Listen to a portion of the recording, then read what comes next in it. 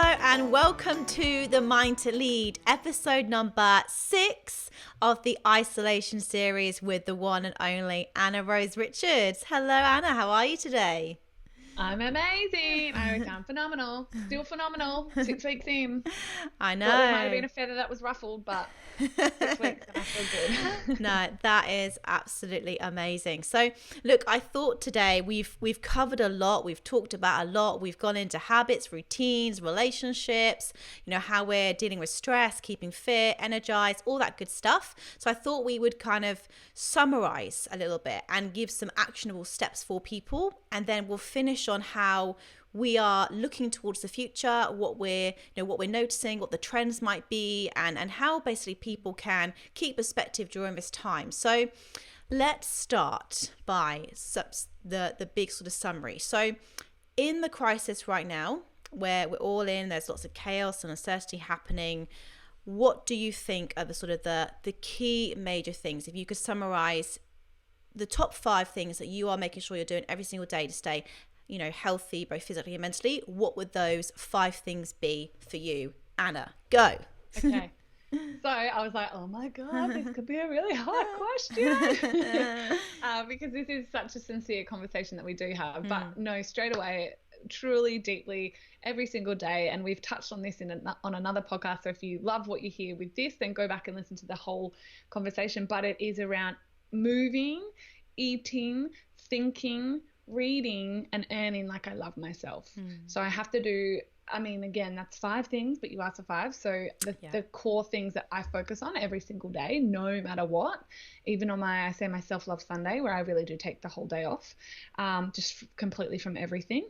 But it's moving, making sure I move every day, because obviously movement is just medicine. Eating something nourishing, because I know that in this time it's gotten a bit crazy with some of the things that people have leaned on nutritionally. Thinking, obviously we can fill our head with news, which I'm super anti. I know you've done an incredible chat on that as well, but I'm anti-news. I'm like, I don't watch the news. So fill your head with beautiful things. Then reading, that's part of it, of course. And then earning, how can you move the needle forward in your life in some small way to keep putting bricks in your financial wall of security. So if something like this ever did happen again, you have that financial oxygen mask on, that you know that you're going to be okay. What about you? Yeah, I think for me, definitely is sticking to your routines as much as you can. So obviously, the easy thing to do when all this kicked off was to go, oh, I get an extra hour in bed today, or, I'm just going to stay up late, watch some more Netflix, and almost like lose sight of the future. I think people were very, reactive when it first happened. And look, I'll put my hands up to say, there were days where, I'm extremely self-motivated, but there were days where I just had to just shut my laptop because I was just sat there writing out the email, and I've been looking at the same email for about 15 minutes and not written a single word. So, I've given myself a lot of grace during this time, but one thing I haven't done is stopped my morning routine. So I'm still up at 5, I'm still going for my walks, I'm still exercising, and look, that's changed. I'm definitely walking more at the moment. Like, and I'm saying to my husband Carl, like, a story we're telling ourselves is we're getting in the best shape of our lives, and I literally feel like I am, because every single day I wake up and I'm like, right, I'm going to walk more, I'm going to be more fit, I'm going to make sure that I eat all the right foods to give me energy. So as you know, we are plant-based, so we're just like really sort of looking at how we can get even more nutrients into our diet right now to boost our immunity at this time as well, which is really important. Yes. Just making sure we're staying connected with friends and family. I am supposed to be back in the UK right now. There's a lot going on back in the UK right now. So I'm just making sure that I'm Skyping, I'm interacting with them on a regular basis, staying in touch. And I'm focusing on all the things that I can still control, all the things I'm still grateful for, like doing this with you right now, just being able to sit here and see you on a screen. It's amazing. Just those little things, like you can always appreciate something even in the darkest of times, the darkest of days. And if we focus on that, if that's where we choose to put our energy, then I truly believe that we'll get more good energy out of it. And I loved one of the episodes where you talked about like the different vibrations and, how when you spoke to the water, can you reshare that? Because I think that was so powerful. Yes. And it's just such a perfect example of how our thoughts and our emotions become our reality. Yes, and I'm just as you're talking, I want to get it up because I want to. Okay, I got it. I want to honor the actual gentleman who did it, but it was the Japanese scientist, essentially Masaru Emoto, and it's the water experiment, and it's one of my favorite things. And it's how, and I spoke at the time, I said how lots of people have since done it, and obviously we might not have microscopes, and I encourage you to do it. I would feel so bad. I've never done it because I don't even think I could speak hate over anything, but you can do it with fruit. So do it with fruit. If you don't believe me, do it with fruit. But the ideology is I always forget his name, Masaru, basically did this groundbreaking, unbelievable experiment with water, and he spoke death and negativity over particular water in a petri dish, and let it crystallize. And he spoke life and love and positivity over another petri dish of water, a few, and watched how they crystallized, and how the water that was spoken death and negativity over, you're going to die, I hate you, you're worthless, it crystallized deformed. So it crystallized really ugly. It mostly didn't crystallize. It was unbelievable. And then the water crystals that were spoken with positivity and love, they crystallized stunningly, fully formed, just, opened up as water crystals do. But interestingly as well, as I said, they've done this with fruit. I've seen a few, spiritual or personal development leaders do it in their own homes with fruit, with their children, and love it. Danielle Laporte is one of them. So if you Google sort of Danielle Laporte fruit experiment, and she did the same thing, because obviously it doesn't have a petri dish, didn't have the microscope, and spoke life over one fruit in one area, and spoke death over fruit in another area. And obviously fruit's still going to rot, but the rate at which this fruit rotted, that was, I hate you, you're worthless, was unbelievable, absolutely unbelievable. So, yeah, and then the whole ethos of that when we were sharing that was that we do speak life or death over our lives. We do every single day. We are all energy. That's science. That's not woo-woo.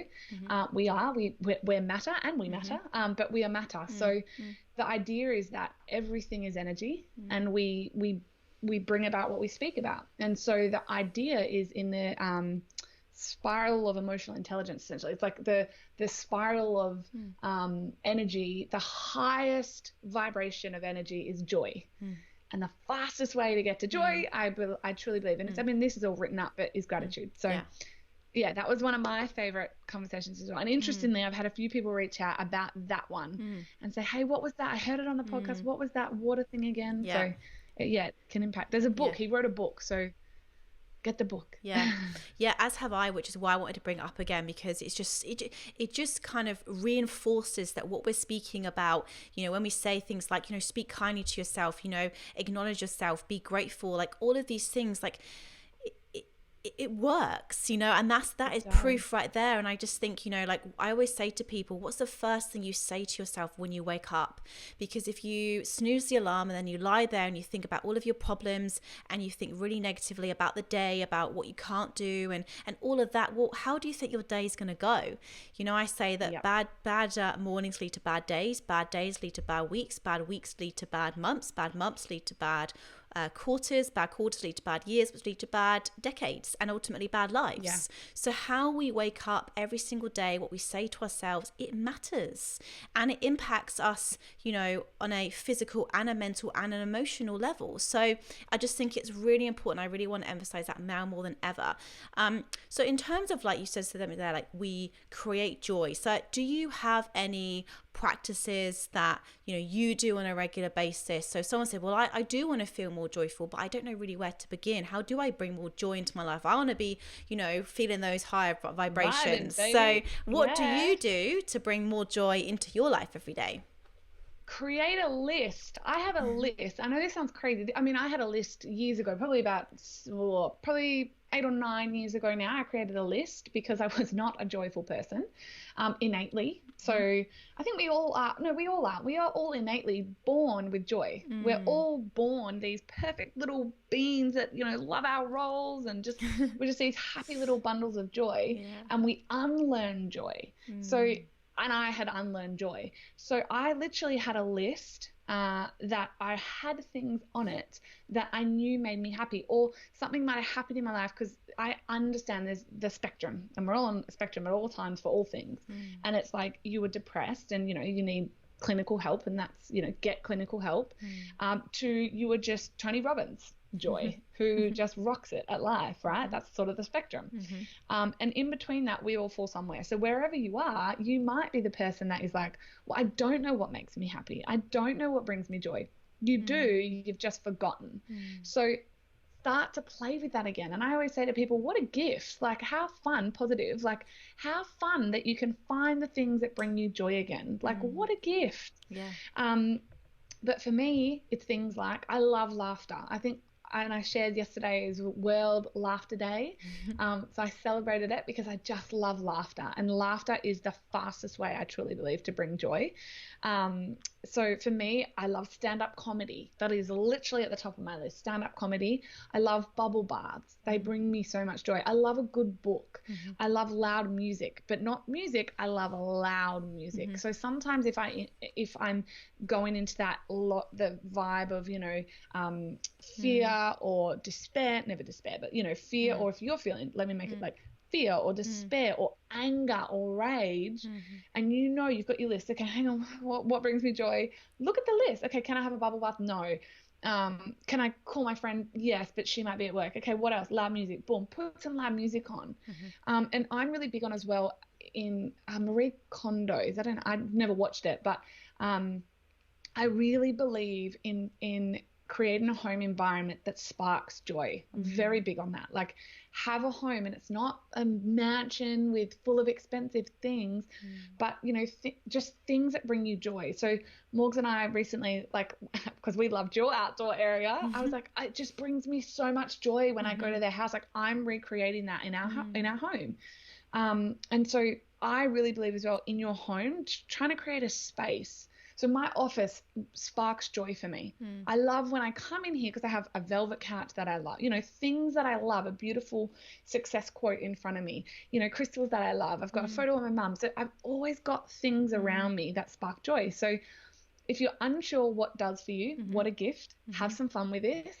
I would say as well, like, champagne sparks joy for me, but that doesn't go on my list because it is still a depressant, right? There's, you know, like drinking champagne, but then you can start to spiral. So these are things that are super healthy, like loud music, bubble baths, your dog, you know, like non-negotiable. What brings me joy sincerely every day? Because Morgan's like, you're so good with walking Zeus. He's sometimes like, nah, forget it.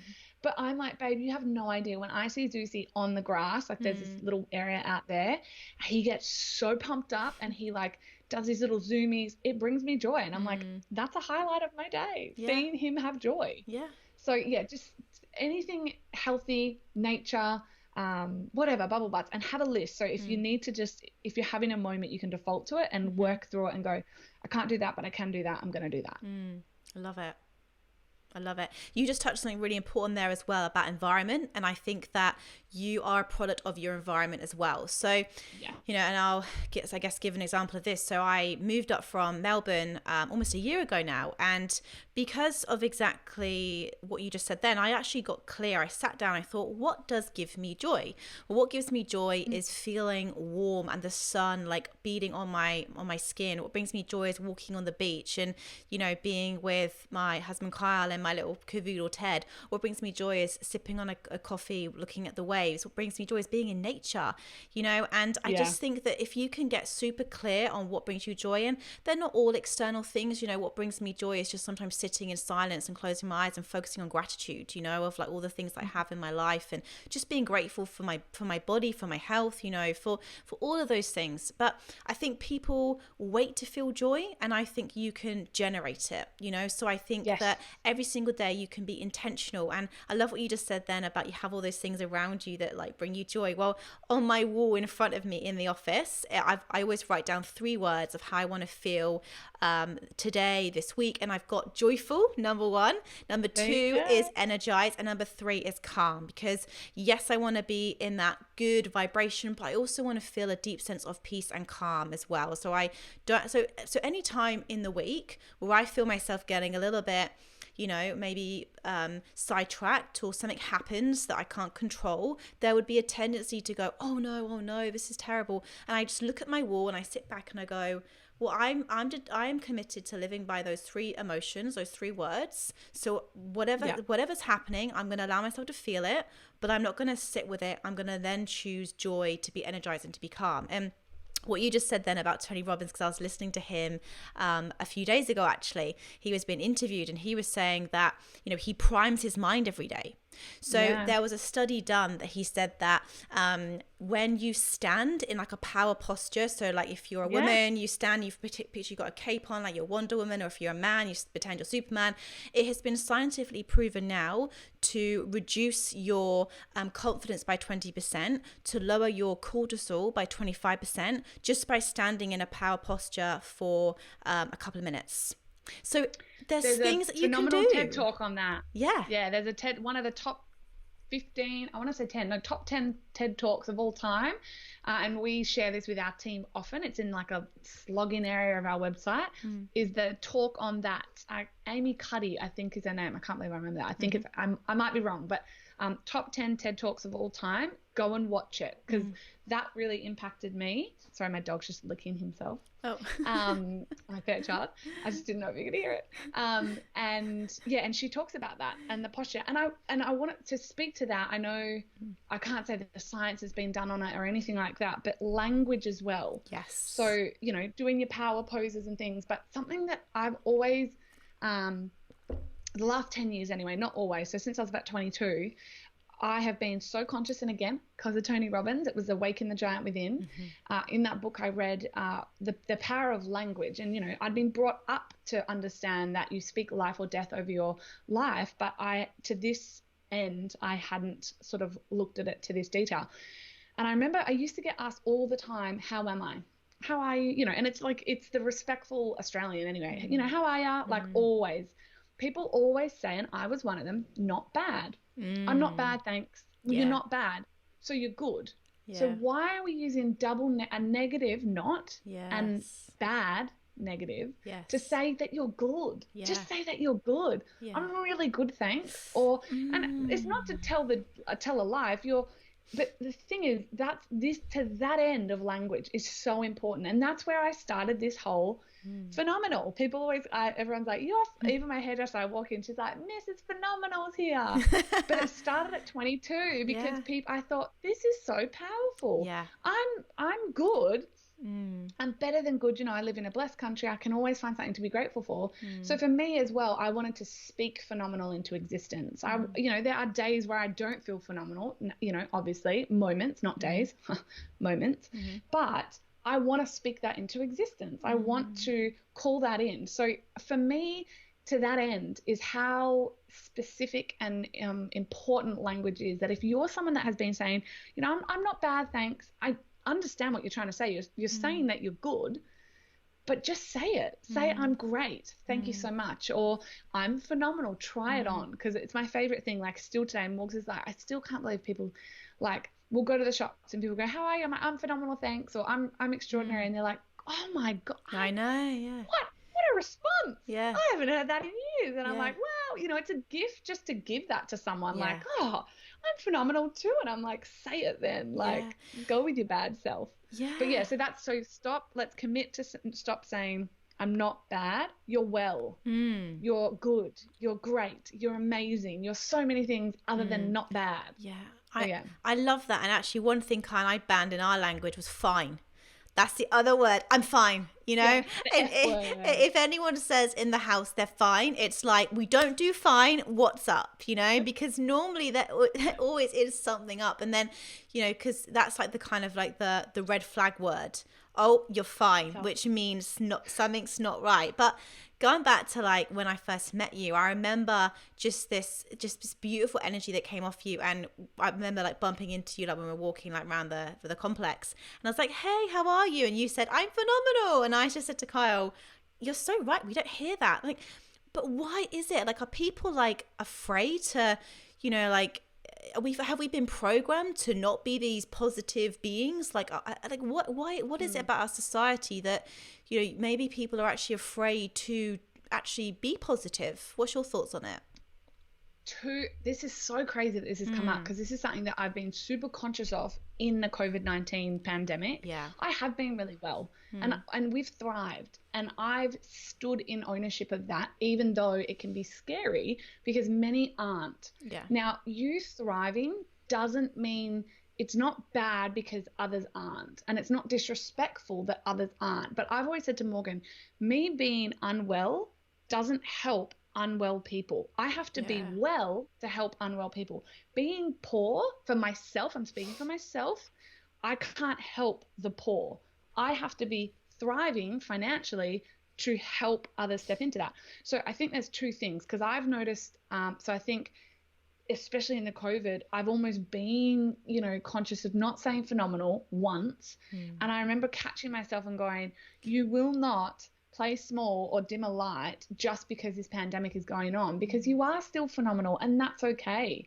And you get to stand there as a pillar of possibility of, you know, you can create a life, and look, you're still going to have crap. Like stuff is always going to happen, right? We talked about that, I think a week or two ago, like life happens, but generally speaking, yeah, I'm phenomenal. But I think so many people have been conditioned that we get in this cesspool of, you know, I've had a really rough week. Oh, tell me about it. Me too. And then you almost like not fight, but like you one up one another with how shit, you know, crap your week's gone. Yeah. And that's just what we've been programmed to live that way. So I think it's conditioning, especially during a COVID-19 time. You might still be really well, but you know that your friend's suffering.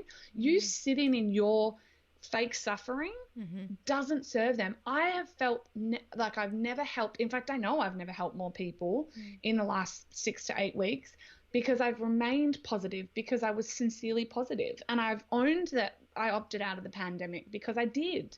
So owning your truth in the moment, if it is phenomenal or amazing or well, or, you know, I feel abundant or I feel thriving, is the first step. So we've been conditioned to not to always dim yourself to keep up with the Joneses almost miserably. Yeah. But the second thing is, we're not taught to say those words. I wasn't taught to say phenomenal or extraordinary or I'm delicious. Like, you're not taught it's I'm fine or not bad or good. So I think and I hadn't, it literally was Tony Robbins, Awaken the Giant Within. He had a list. It was later in the book, but I remember reading these words, and I still remember the feeling I got when I read his, like, the power words. It was like extraordinary and phenomenal and amazing. And I thought, versus good, not bad, you know, fine. And I thought, gosh, they make me feel so empowered and happy that I want to use those words, but it is odd. So I think if you can not care that it, you know, it might feel strange the first couple of times that you use those, you know, more longer and more fun words, you can make a habit out of using powerful language to create a level 10 life, as you say, which I love.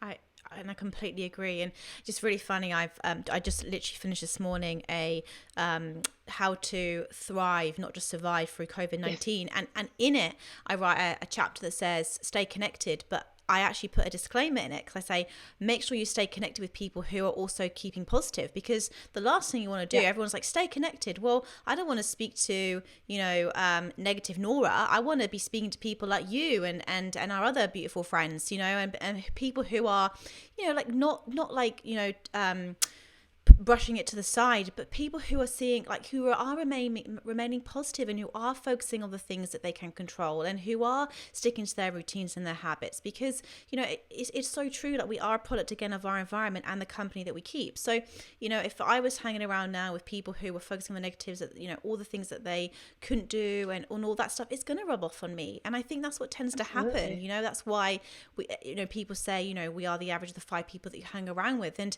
you and I have talked about this a lot before, like why we are so selective with who we let into our lives. And, you know, I know what it's like to hang around with people who aren't always in the best headspace, and it's draining. And it's really interesting what you just said then about when you said, oh, you're almost like you dim your light, because you do start to feel a bit insensitive. You know, if things are going well in your work or your business and you meet somebody who isn't, you know, having a great time, you don't want to be like, well, my life's amazing, my relationship's thriving. You know, you want to be sensitive. But, you know, and I think obviously, you know, we're not saying that that's you don't just go in and say, well, I'm phenomenal, never mind about you, you know, but like you say, it's being the beacon of hope. It's like, well, you know, what can we still control? And, you know, but like you say, you being negative and you sort of dimming your light isn't helping the situation. You can actually still inspire and lead in a better way if you remain positive, if you remain saying those power words, those power postures, and be that beacon of hope for people, which I know that you are, and it's so beautiful. So, you know, I think that's really, really powerful. Like, the company you keep right now is even more important.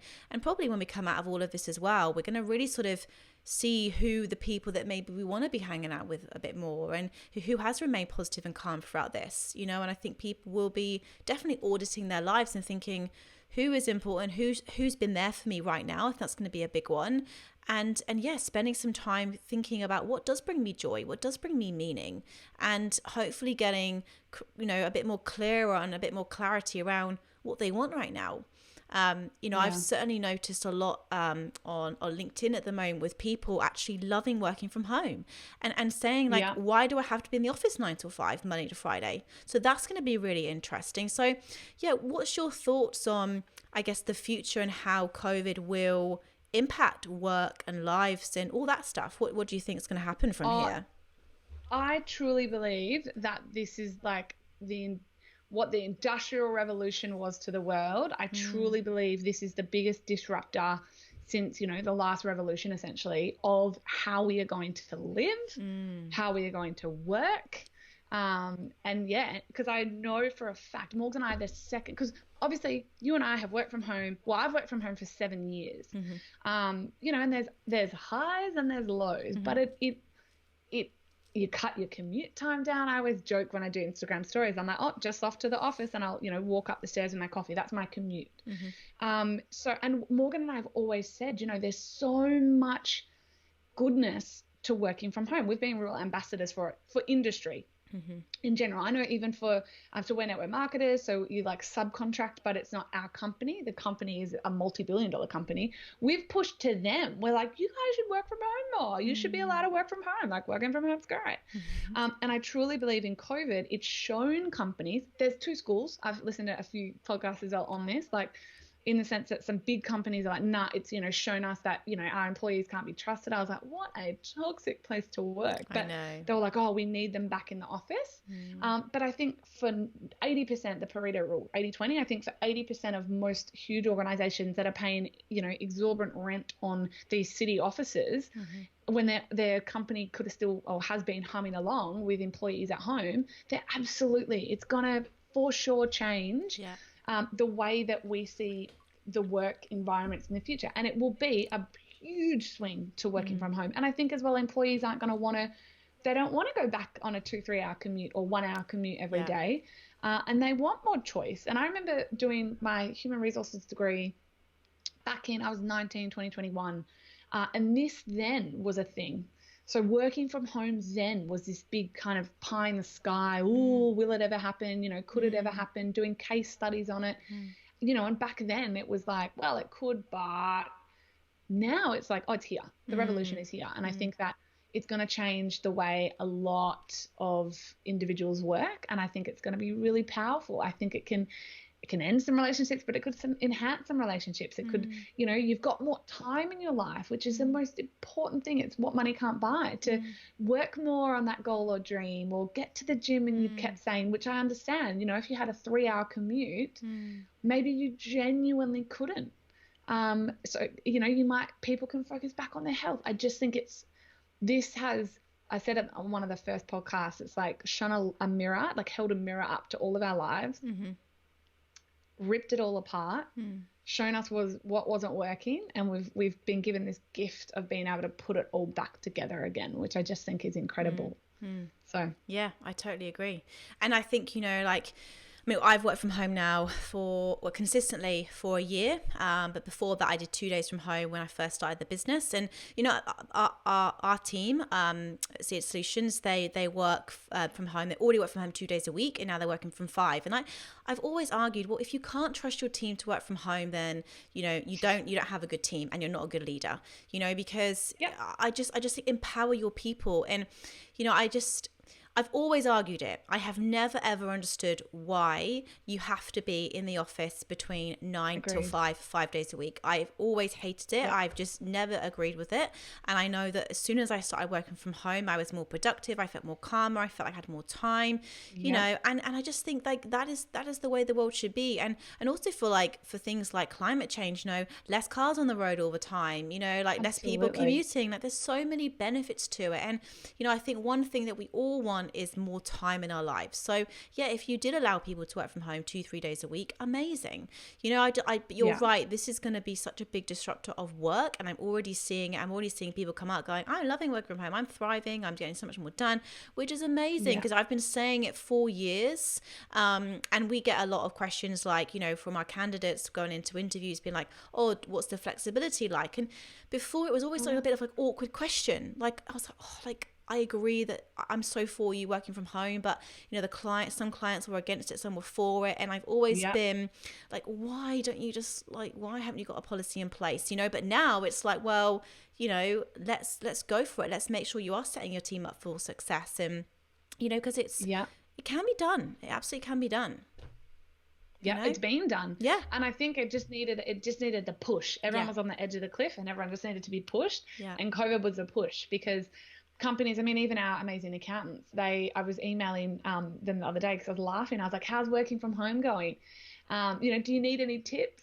And and it was just, it's so foreign to them. James, he was like, I'm loving it. Like, it's so unusual, but they just didn't have the technology and the software for themselves, like the phones and stuff to do it. But now they can. Yeah. So companies had to maybe, you know, put in a little bit to get some phones set up, networks and things like that. But it's there now, and your staff have proven if they're capable. And like you said, it's the same in relationships. If you don't have trust in a relationship, you don't have a relationship. Correct. And work is relationships. If you don't have trust in your team, you don't have a team. So it's like, yeah, it's cool, I think, as well, that employees can now start to go, well, you don't trust me. If you don't trust me, I can't work for you. Yeah. Like, if there's no trust that I'm going to do the job. I think it's so exciting. And look, like I said, my background is HR, and it's exciting. It's a beautiful, it's a beautiful, exciting, new, fresh world that we're living in. The world's healed predominantly in this time. They've cut the emissions that have been cut have far exceeded, you know, triple. I was listening to a report the other night that the world's healing, like, and we can't go back. We cannot go back to how it was. We just can't. So it's exciting. I just think it's so positive, and yeah, coming out of this, it's going to be exciting, and we're all going to a bar though. That's for sure. That's it. And I think as well, like, you know, the things that we used to take for granted, we won't.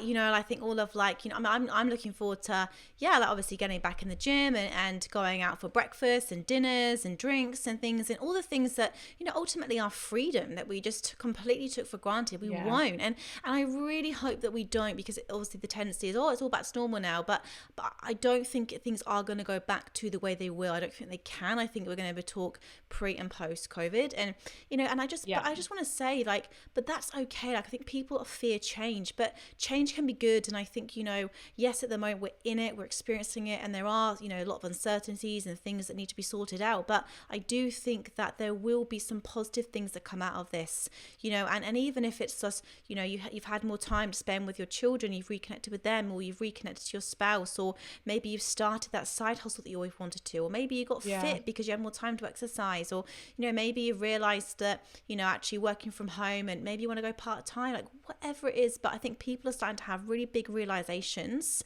and getting really clear for the first time ever of what they want. They're, you know, some people are learning new languages, some people are, you know, reading more books, and it just, I think it's gonna, a lot of amazing things are gonna come from this. And again, it's just choosing, you know, you have a choice. Are you sort of focusing on things that won't be the same again, or things that you'll miss, or are you focusing on things that could come out of this in a positive way? So that's where I'm choosing. Exactly. That's the path I'm going down. But it's just keeping perspective. You know, yes, things will change, but change is good as well, you know? Yeah, I think we did need a bit of a disruption. So look, obviously we don't know when, obviously, all of the pandemic will end and the restrictions will lift. So, you know, this is week 6 in isolation, but, you know, final thought, Anna, like, what advice would you give to, you know, people right now that are sitting at home, that aren't feeling in a very good headspace, that, you know, what advice would you say to them just, you know, for the next few weeks, few months? Like, how would you speak to them if you're with them right now? I was thinking about this actually earlier today, because I actually believe that we're close to, they're really starting to ease off quite a few restrictions. And because schools, I saw just before we jumped on here, a lot of parents were sharing like celebration posts in Queensland anyway, I can say that. School, pretty much all classes are back in school as of next week.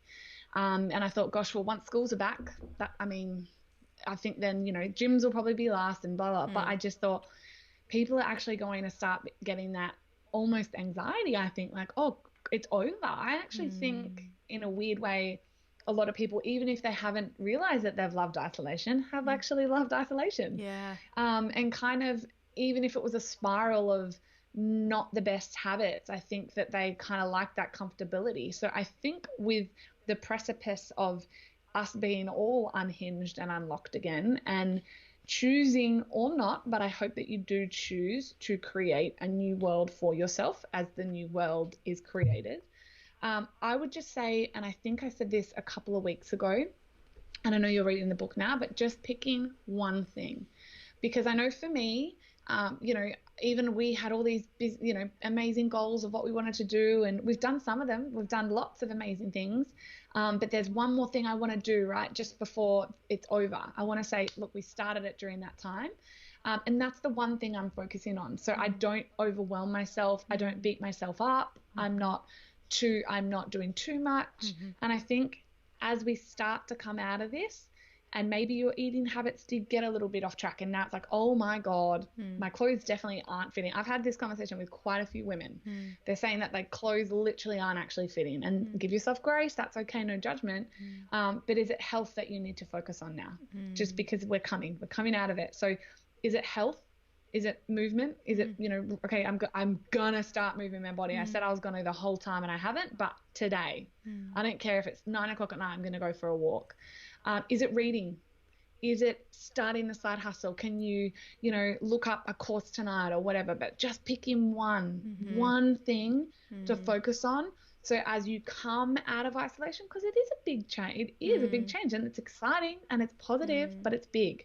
So you need to have that North Star for yourself to feel like, okay, you've got that to focus on as you come out of isolation, because it's a big change overnight once we're going to be all back to normal. And like I said, you know, the things you said that you were going to do, maybe you didn't, or maybe you did put on a couple of kilos, and that's okay. But if you want to refocus on your health, make it that. Pick one thing, have it as your North Star, and really focus on it right now, because you're going to need to, because we are coming out of ice. They're pulling back the restrictions. So you need to make sure that you feel okay with yourself, and you've got that thing to focus on, and you can move the needle forward in some way for your life.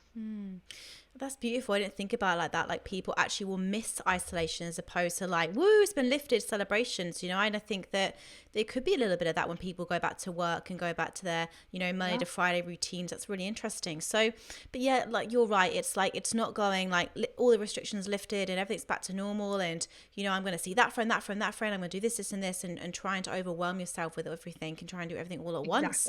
Like you say, just pick one thing. If that one thing is right now, I need to lose these couple of kilograms, or, you know, now I need to make sure that I really go and nurture that relationship or spend more time with that person because I realize that they're a really good friend, you know, just whatever it is. But yeah, don't try and do everything all at once because that could. And actually, lastly, quickly, I would just say, because I'm like, I know if you've created some actually beautiful habits in this isolation time because you were like, it's because of isolation.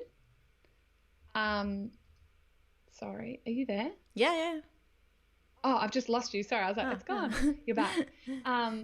If you create a beautiful habit, then just make sure that you, like, if it was sitting and eating dinner every night with the family, just because isolation is over, don't stop that. Yeah.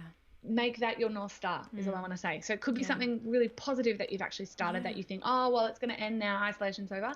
It's a choice. It doesn't have to. Yeah, I absolutely love that.